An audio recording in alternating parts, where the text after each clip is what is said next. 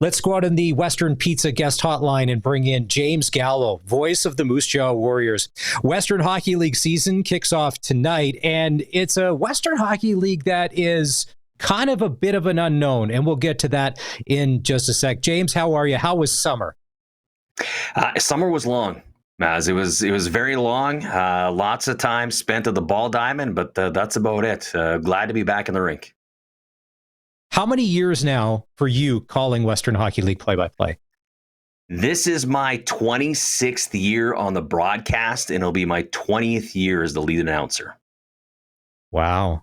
And you started back in the day with Rob Carney, correct?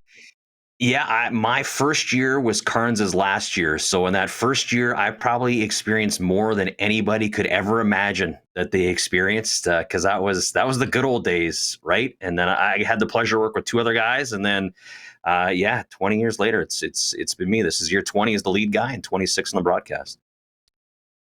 I asked the other play-by-play guys this because there are long bus trips. There's some subpar food. There's late nights. There's early mornings. There's all of that. You have a life. You have a family. What keeps the juices flowing, making you say, all right, let's fire this thing up because it's time to get rolling? It is hard to get out of your system. It is a drug, and it is tough. I love it. I love it. There's nothing better than I enjoy than being around this organization and being around the Western Hockey League. I think my mind loves it. My body hates the bus. They call a spade a spade. It does not like the bus at all. But when you get to the rink on a game day and you kind of go through your routine, and then you get to the booth, and Derek Klutzel and I have been together for 20 years now, and to sit there and shoot the breeze with him and go through our routine. For 20 years, and I've been lucky to call hockey games with one of my best friends, and what's better in life than doing that? So I'm still driving, still going. The Western Hockey League changed last year when the announcement was made that NCAA would be allowing players from the CHL to come. And at the start, there wasn't much, but then there's been the flurry, and we've seen the Gavin McKennas of the world go, and they're getting paid NIL money, and then a lot more have followed. How will this impact the Western Hockey League? We won't know. Maybe it'll show up tomorrow night. Maybe it's going to take a month, 3 months, 6 months, maybe a couple of years. Where do you fall in all of this? Now that the announcement was made, the players are gone, and rosters are set, league starts again tomorrow. I don't know. I think it's still an unknown, right? A lot of guys, as you'd mentioned, decided to head down south. Roger McQueen, who the Warriors would have seen tonight in Brandon for the Wheat Kings, first round pick of the Anaheim Ducks. There's a lot of guys that made the trek down south.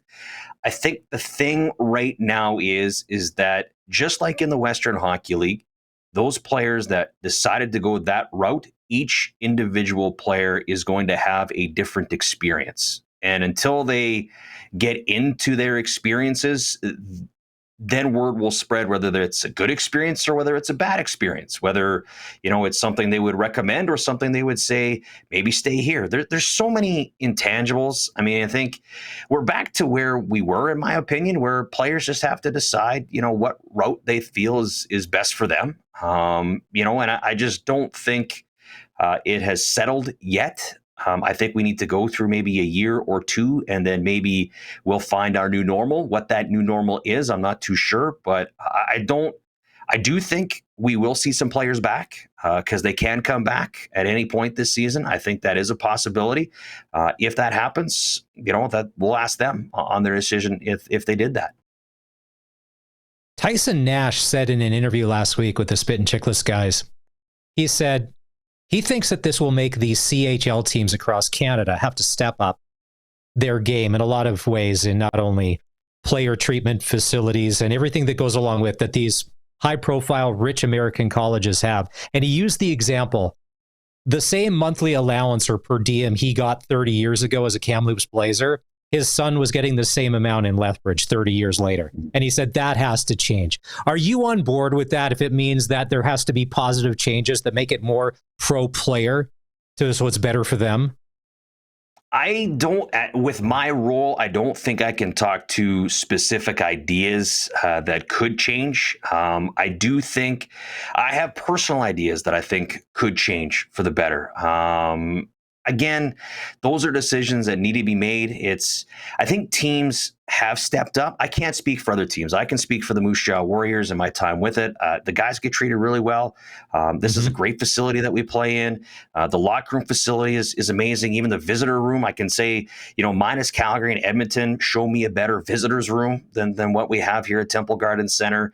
The fact that how we travel, we have probably one of the best travel schedules, if not the best travel schedule in the Western Hockey League. Our guys, they get treated pretty well. And you know what? That comes with a lot of hard work. It comes with a lot of communication.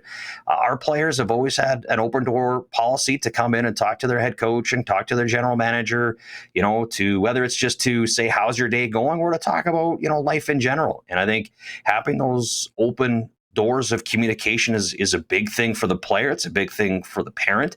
I think that's one thing on my side, how I treat my day-to-day operations, on how I interact with the players, is I have two girls at home, one approaching the age of these players. I am a father, so I understand that how I want to treat these guys the way that I would want one of my daughters to be treated if they were being billeted, or if they were away somewhere else, going to school, or, if they're playing sports, whether it may be. Again, things can change. Will they change? That's not a question for me. That's a question for guys maybe above, but it's probably conversations that will be had if they haven't already in the Western Hockey League.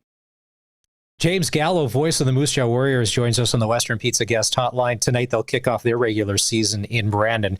One thing's, James, that with the exodus of talent that went to the NCAA, some of the haves and some of the have-nots became a lot closer. To me, this has made the league more wide open. When Medicine Hat loses three pieces of top-tier talent, all of a sudden, the Medicine Hat Tigers, still a good club.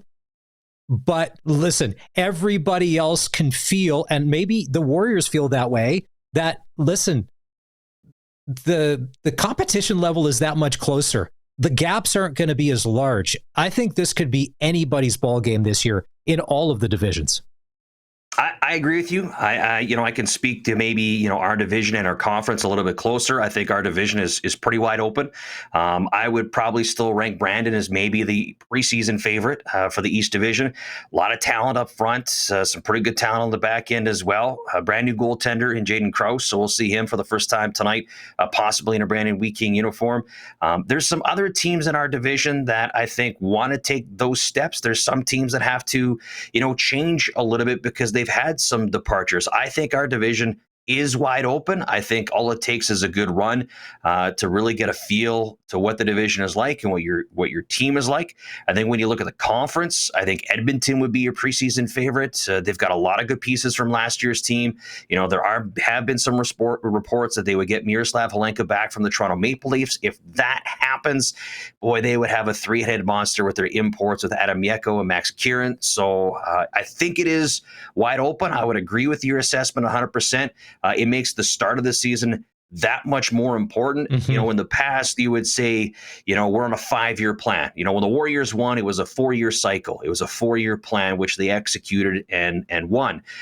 With the changes that have happened, maybe that plan is now a 2 or 3-year plan. You know what, Maz? It might be a 1-year plan. You might be, let's say you're 10-5 in your first 15 games, and maybe you've turned that to 15-5 in your first 20. You might just push all your chips in because you have no idea what next year is going to look like if the situation is still the same. So you might have teams that you thought would be sellers at some point this season turn into buyers, and you might have the vice versa as well. One thing's for sure, we know the Kelowna Rockets are going to be a good team by season's end, being the Memorial Cup hosts. Past that, I think you are correct that this has the potential to be a very exciting and very, who knows, Western Hockey League season. He's very easy to like. So if I make the statement that Lyndon Lakovic is kind of the heartbeat of this Moose Jaw Warrior club and they'll go as he goes, is that a fair statement or assessment? It's not, because I'll say he's very easy to love. And there's a difference to me on that. This is a young man that I have enjoyed thoroughly getting to know over the 5 years that he's been associated with the Warriors organization. He's just got a personality that draws in the rest of the players. He is the captain. Last year, he sustained a lower body injury, maybe could have gone back home to Kelowna to do his rehab. He said, no, I want to be with my team. I will do my rehab in Moose Jaw. And I thought, to me, that was such a leadership move to make. There was a lot of new bodies coming in and out during that time. And Lack was the first guy to reach out to those players to make sure they felt welcome, make sure they felt at home here in Moose Jaw. This community loves Lyndon Lakovich. I mean, he scored two of the biggest goals in franchise history in that Eastern Conference final against the Saskatoon Blades. You are correct. He is the heartbeat, I think. This team will go as far, especially in the early moments of the season, that Lyndon Lakovich takes them. He is one of the best in the Western Hockey League. For a guy who's 6'4" and 205 to have hands and feet like he does, it's unique, right? He plays a different game, and he's a great player to watch, in my opinion. The fans here just love Lyndon. He's great in the community as well, so he's been a pleasure to have in Moose Jaw. So Jason Ripplinger has assembled the squad. Mark O'Leary's the head coach. Now, for some people, like last year, there was the Lakovics and the Jaegers and the Youngers. There were the names. Who are the names this year that for you so far to pop off the page, or within the next few weeks, Warrior fans may be going, oh, okay, there's a new wave coming, and here's some of the new talent that's been brought in? You know, I'm not going to focus on the guys that I think here in Moose Jaw already know. I think they kind of already know guys like Connor Schmidt and Aiden Ziprick and Ethan Semenuk and Pavel. They know about those guys. I think some guys that fans, as you said, will be, oh yeah, here it comes. Riley Thorpe entering his 17-year-old season, I thought was tremendous last year as a 16-year-old. He was the team's rookie of the year. He got better as the season went on. He played a style that the fans enjoyed. It's that hard-working, kind of an Atlee Calvert type of style that fans appreciate here in Moose Jaw.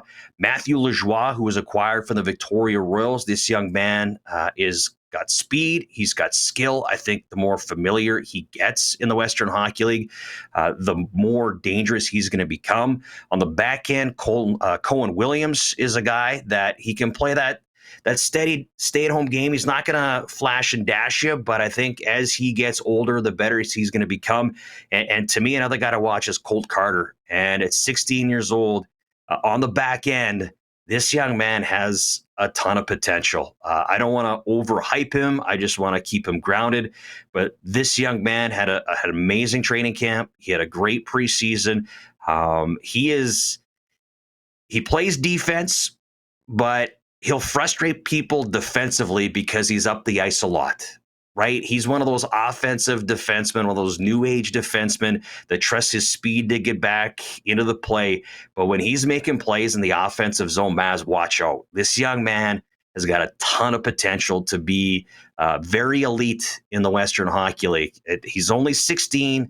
He's got to grow into the league, but he's got a very, very high ceiling. Voice of the Warriors, James Gallo. A couple quick ones here to wrap. Who's got the nicest broadcast booth in the Western Hockey League, in your opinion? Oh, you can't say yours. This is all road situation.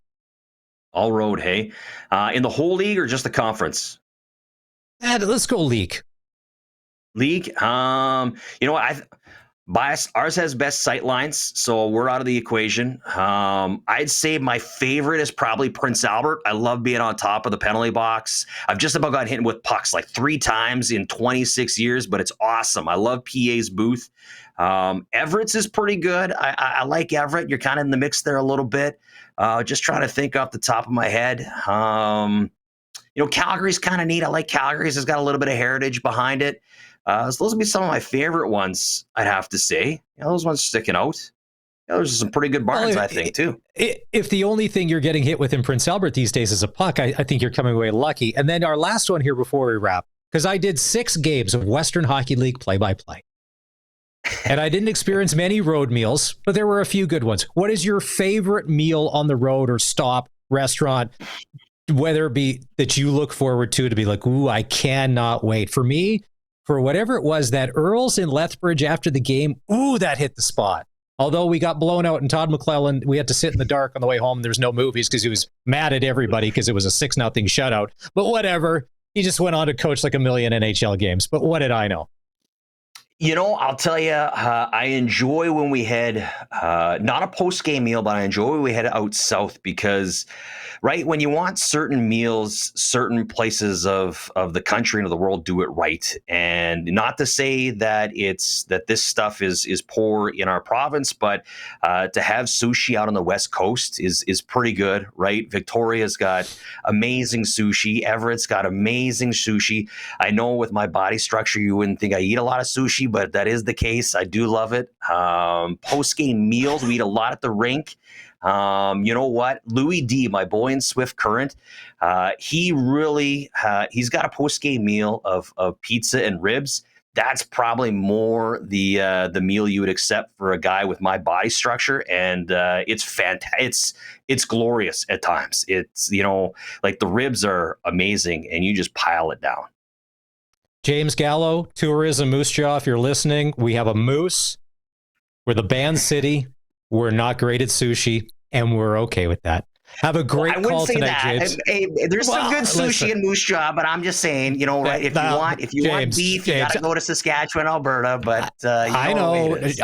I lived in Moose Jaw. I know our strengths. I know our weaknesses, and I'm going to say that that's not one of our strengths. Have a great call tonight. We appreciate it. Let's do this again as the season rolls on. Anytime, Maz. Appreciate it. Enjoy the rest of your weekend.